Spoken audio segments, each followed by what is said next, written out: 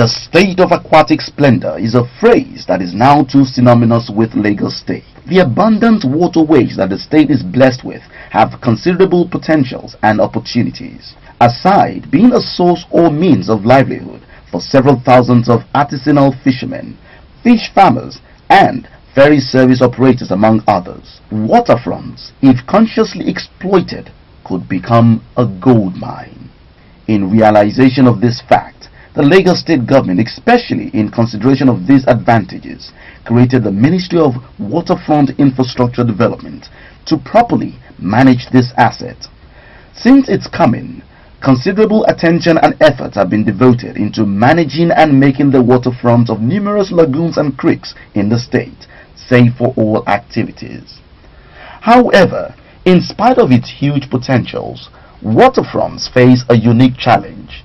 This is the issue of abandoned shipwrecks, especially on coastal lines and along navigable waters. The only way to describe that experience is disastrous and is environmental degradation to our waterfront, particularly the Atlantic front, and also the natural movement of sand across the branch of Benin and into the Atlantic front is being disturbed, and major erosion is going on all across the state.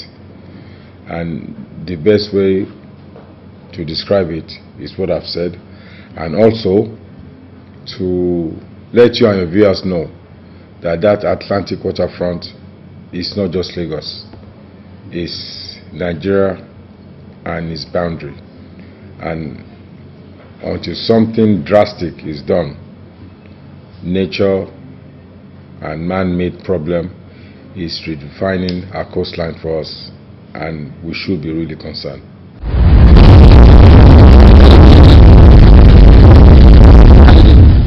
It must be emphasized that this challenge is global. As a matter of fact, the International Maritime Organization, the IMO, has been preoccupied with this development and how to mitigate its numerous impacts. In 2007, an international convention on wrecks removal from navigable ways was held in Nairobi, Kenya. The convention that has been adopted by all members of the IMO, including Nigeria, provides the legal basis for states to remove from their coastlines shipwrecks they may have the potential to constitute hazards or adversely affect the safety of lives, goods and property at sea, and the marine environment. Here, shipwrecks adorning our waterways have become a major issue along the navigable waterways. With the state's prime position as a maritime hub in West African sub-region, including its commercial and economic potentials, there are several cases of beached, abandoned and wrecked vessels along the shoreline. This occurrence happens when anchor snaps, with vessels anchored out in the Atlantic, or when there's strong ocean surge that snapped those anchors, or when the vessel is completely abandoned and there's nobody on top of this vessel, and whenever there's a problem, that vessel is at the mercy of the Atlantic. Wherever it takes it, that's where it will stop. Now, once this happens, the first point that anyone should call that sees this thing is NIMASA.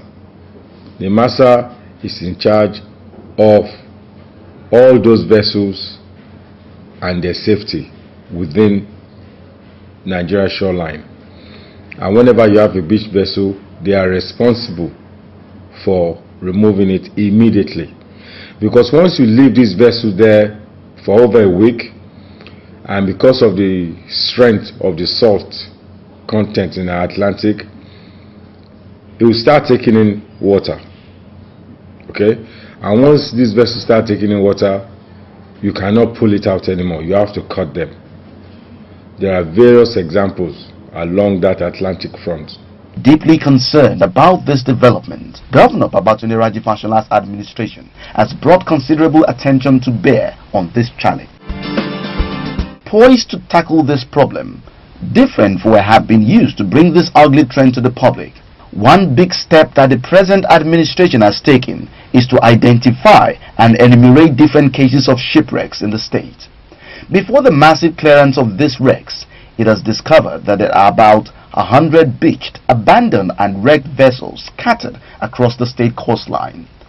Either along the Atlantic belt or on the lagoons and creeks, the images of these developments are quite disturbing. In Lekki axis, the state's major tourist centers are not spared. 3 vessels were identified at Mayegun Beach. These were the MV Livia, Pan-Afric Trader 1 and Surge Marine vessel. Another vessel beached on the coastline of the state-owned Okunde Blue Water Scheme, while MV Kalos beached at Debojov village in Akodo. In Marina, 8 wrecked vessels have been identified. Around Akpakpa, there are over 20 wrecked vessels along Kirikiri Creek, 2 vessels in Sabokoji, 4 vessels in Maja, and 5 vessels at the Tin Can turning base. Kirikiri North and South, including Ibafo North and South, were also not spared. In Ojo and Badagry axis, the imposing MV Bethel beached here at Ilashe village. 5 vessels are also abandoned on Badagry Creek and Badagry Channel. Indeed, the list is endless. A lot of these vessels are based here in Lagos. There are very few that are foreign. A lot of them are Nigerian vessels. We placed an advert in 2 papers, took out half a page to ask vessels owners that are based to remove them. That will give them a 21 days grace to remove these vessels, and if they don't, the state will be forced to dispose those vessels because of the environmental degradation that those vessels are causing. A couple of days later, the body that's in charge of the problem, that should address the problem immediately, the MASA, the Director General placed an advert, a full-page advert in a national newspaper saying that Lagos State doesn't have any right to remove any vessels. Now, in a country where we want to move forward, we want to save what God has given us as natural blessing, is that a proper thing for any agency to do? Should we not work hand in hand to make sure that what is causing a major problem in the country is gotten rid of? If they won't do it and somebody else is offering to do it, why should you go up against that person? To me, it's ridiculous. And unless we work together to move the country forward and get rid of all these abandoned vessels, disaster is looming. As these vessels beached, wrecked or are abandoned, the environmental impacts are quickly noticeable on the sites and surrounding communities. For instance, whenever a ship beaches, it takes less than 2 weeks before the negative effect starts manifesting in terms of erosion and land degradation, because the natural littoral movement is distorted. Thus, leaving the ship unattended to for a long period of time is very dangerous to the host communities.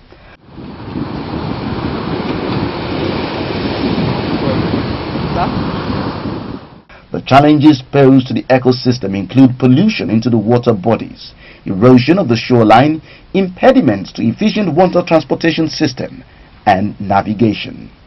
There is no need emphasizing the fact that this practice has brought untold hardship and economic loss on the state communities and the state government resources.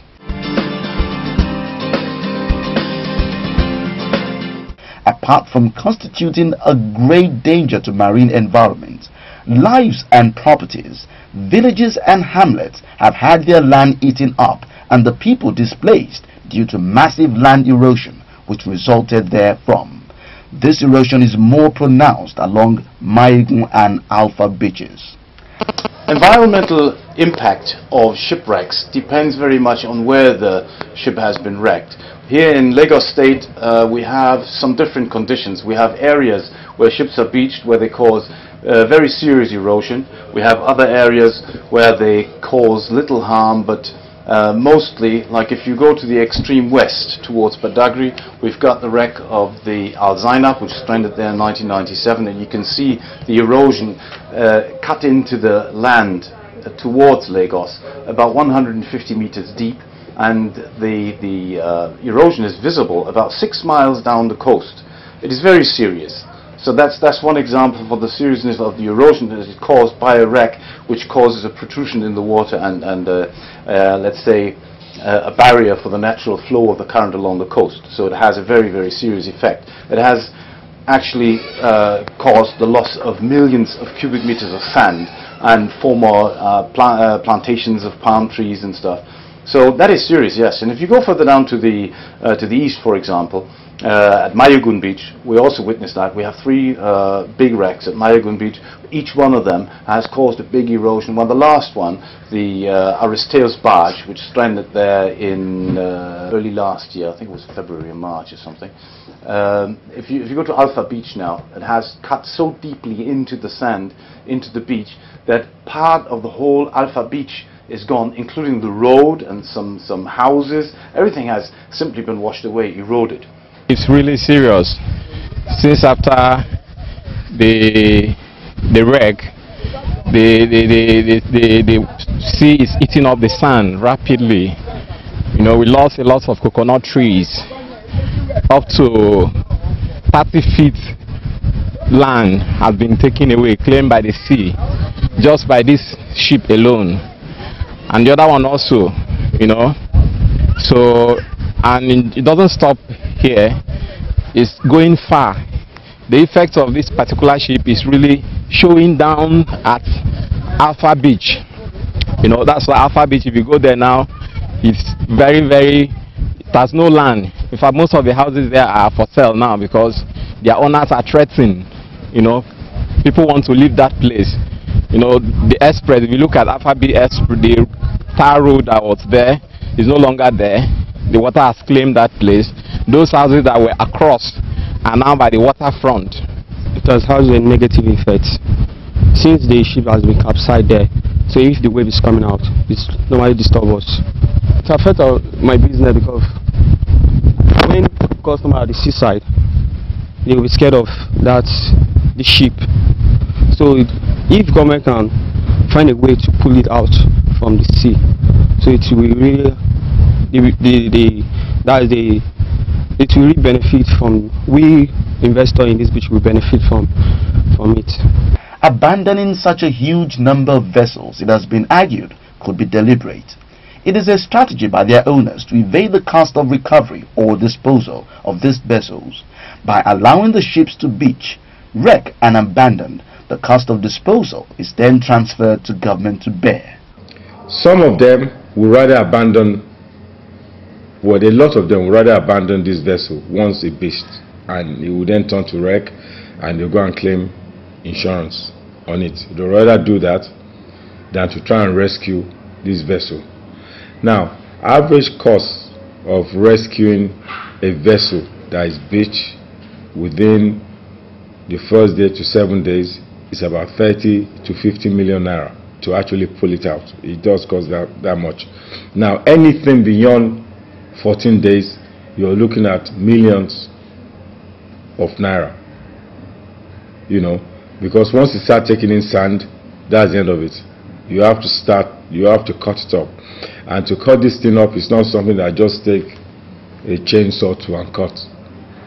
The process is quite vast. Hence the cost of the activities to remove it.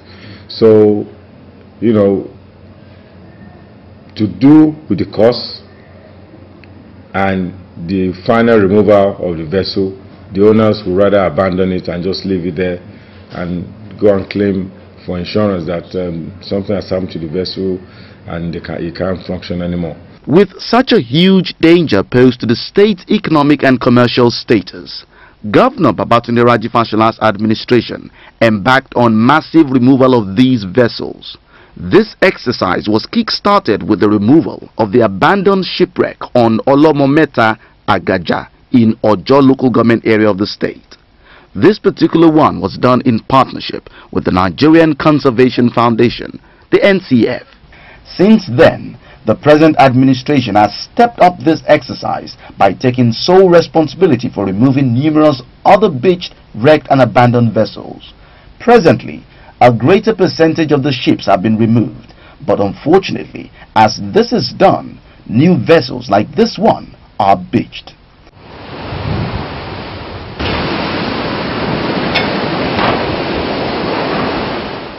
Part of the problem is that ships that have no certification to be plying our waters are here. These ships are broken down, they're rusty, and it becomes very easy for them to get beached. They get blown up because they're not very strong ships. It's going to be a disaster. The disaster can be likened to Bar Beach, Victoria Island, where we had a groin, the East Mole, causing a lot of erosion. So this is also going to affect a lot of vegetation. A lot of the sand is going to be carried away. Already I can see that about 200 tipper loads of sand has been eroded because of this vessel that has grounded. NIMASA being the host of the Nigerian Ship Registration Office encourages ship owners to register into our flag because there is an advantage in rating a country as a maritime nation. When you have a higher tonnage in your flag, it helps it increases your recognition in the categories of the maritime nation. So we encourage ship owners to register in our flag. However, since shipping is international trade, every ship owner can register its vessel in any flag, in as much as you meet the safety requirement of the vessel. That is why for every vessel that comes into our maritime domain, we conduct what we call port state control, irrespective of the ship she's flying. The process of removing these vessels itself is a tedious job, but generally it involves complete dismantling, cutting down and cutting away the vessel in smaller parts. The sites are then restored. You cannot quantify the cost of that exercise because it's vast. We're not talking millions of nairas anymore. We're talking billions of dollars to remove these vessels. Now, if you ever have the opportunity to go up in a chopper, you see what I'm talking about, and you see what erosion is going on. You can imagine what happened to Lagos Bar Beach. Lagos Bar Beach disappeared. Even Amadu Bello Way, that road disappeared. All that happened because of erosion problem. Now you can imagine the magnitude of that happening across our coastline of Nigeria, because that's what we're looking at if we're going to tell the truth. The issue of removing a derelict or an abandoned vessel that is stuck on a beach has some huge financial outlay, which requires some threshold of approval in line with the Bureau of Public Procurement Act. And we work in conjunction with the ministry to get the requisite approval to enable us remove those 16 vessels. But in between the execution stage, we had some difficulty with the contractor handling the jobs because of the weather still was not quite supportive, and the contractor could not complete the agreed number of vessels which was commissioned to remove. Arising from that, we have to recourse back to our parent ministry to advise us on the way forward on how we can remove those vessels that were washed ashore. So the ministry to require some level of approval, because when their threshold is above the ministry, they also need to go through the Federal Executive Council. So, and to remove a wreck or an abandoned vessels, there are also a commitment from the ship owner in line with the insurance of the vessels. So all those issues were gray areas which we could not address, and the issue was being forwarded to the ministry to advise us on the way forward. With many other people-oriented projects competing for government attention and limited resources, shipwrecks and the attendant loss of economic activities it has brought, including the cost being borne by the government for their removal, constitutes a huge drain on public purse. There's no way we'll just sit back because of the agency that's in charge of all these vessels. If they decide not to do anything and just look and talk, we have to take action in the state. There's very little the state can do. You need ecological funds to remove these vessels. The state do whatever it is that they can do within the resources available to them, which is Lagos State, to remove whatever we can on this vessel, because like I said, the erosion and the disappearance of land is so vast and it's so quick when you don't move these vessels.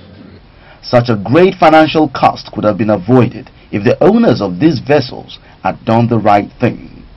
With such an unpleasant situation, all hands must be on deck to support the present administration in order to ensure that this unwholesome activity, an act of sabotage, is effectively checkmated. Some sort of legislation should be put together, a bill to be turned into law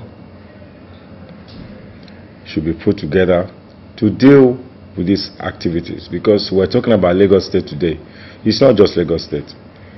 We have 7 states abutting the Atlantic Ocean in Nigeria. The length of all those 7 states is 853 kilometers long. And you can imagine if the nation boundary that's abutting the water disappears, that whole length disappears. You can imagine what disaster we're talking about. And it's something that's really serious that I really believe that the country should look at and start doing something about it now before it's too late.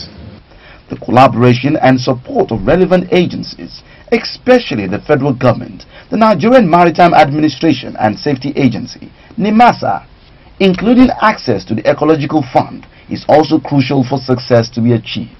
What we can do as a nation, what NIMASA can do as the body and the agency responsible for all those vessels, is to put tugboats in that Atlantic as well. So whenever this occurrence happens, you can pull it out almost immediately. Once there's nobody on those vessels and they're abandoned, and this occurrence happens, you need to have tugboats to pull them out immediately. A lot of these vessels are so heavy that you need 2 or 3 tugboats to pull them back out. Or perhaps before they actually get to the shore, you rescue them. There's no rescue boats outside there. There's no rescue boats from NIMASA. There's no rescue boat from MPA. Nigeria needs to do something about beach vessels and abandoned vessels. And you don't have any time to talk anymore. This is time for action.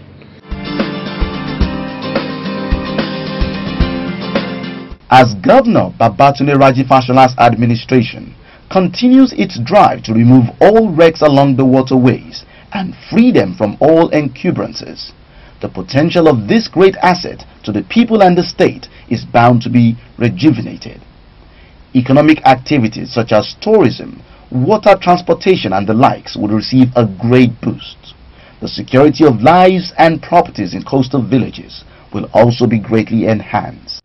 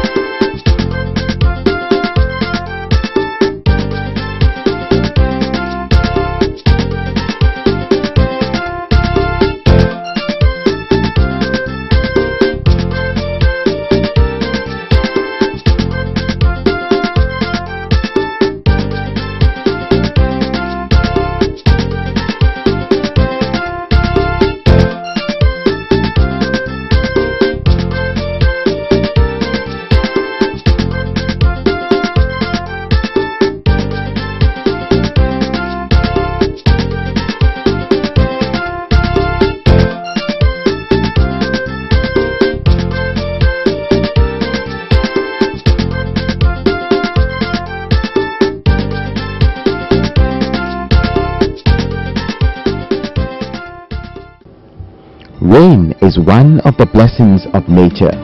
In places like Africa, where farming is a major preoccupation, the coming of rain brings joy to the faces of farmers as they are assured and guaranteed good harvest. The irony of it is that there are some areas where the relevant authorities have to resort to seeking spiritual assistance for the heavens to open up whenever the rains refuse to fall. However, events in recent times have revealed that, like other natural blessings, rain could turn into a curse when it suddenly becomes too much and its attendant effects unbearable.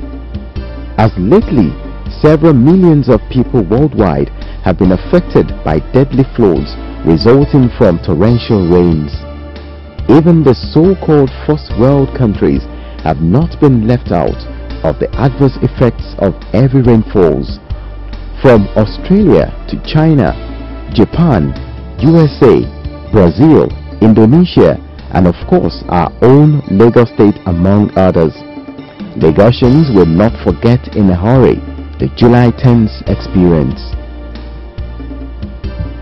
Scientists and researchers have come up that all these changes being experienced in recent times is largely traceable to global warming, induced climate change, which is posing a major threat to lives, food security, business and economic activities. There are many aspects of global warming. It is basically the melting of the ice caps in Europe which has increased the water level globally. That is why there is flooding anytime it rains, because the water level is already high. Global warming is equally responsible for what is called weather variability. What happened in Lagos and some parts of southwestern states in July 2011 is believed to have been as a result of increase in water level. This has been predicted, and from experience it may not be 100% accurate, but there has been 80% accuracy in the predictions. It has therefore been predicted that there will be heavy rainfall this year, and this has to do with global warming. Presently, the ocean has risen at an alarming rate. The ocean worldwide has risen. Whenever it rains, heavily now, for all the water we use, whether it's Lulere, whether it's Lagos Island, whether it's Lekki, they must end up in the lagoon, and the lagoon must end up in the Atlantic Ocean. When the Atlantic Ocean has risen, the lagoon cannot discharge. And to that extent, the water will overflow, and then you have serious problems. July 10 last year, what happened? We also what happened? It rained extensively for 15 hours non-stop. And what did that cause? It caused a lot of problems, because the Atlantic Ocean had risen, the lagoon cannot discharge. So to that extent, everywhere was flooded. But we can minimize the impact. We can minimize the impact by what we do. If we are able to clean our drains properly, if we are able to clean the content of our houses properly, if the government is able to clear the canals properly, we can minimize the impact. Even the rain was going for 15 hours, the water can disappear, provided that we clean up. And it's not just for the government to clean up, it's also for the residents to clean up as well. Now, if you go to most houses today, most streets houses, you find people, you find the front of people, what they call gutter. They are flooding. Everywhere is tilted. No government will come to one of the houses and clean for you. The school that will clean it. Now, recently, about 2 days ago, we observed in places like Ikoyi, their daily carry has not been clean. The water was at a very low level. But what did you find? You find water on the street. The water to go enter our own channel. The channel that the government has created to pass the water to go enter. The reason is because the drainage in front of our houses are totally blocked. No government will come and clean that for you. If you want the water on your street to enter those channels that the government is cleaning, you also have to clean your own part, clean your own drains first. If you clean your own drains, the water will automatically move to those places. So that is why it's not just for the government to do. Since January, we started cleaning the drainage all over Lagos now. We have been doing that, we are everywhere trying to clean up. We are in the House of Assembly yesterday to show them what we are doing. We are really prepared for this rain. We are trying to clean as much as possible. In tropical countries, generally, there are 2 seasons, dry season and wet season.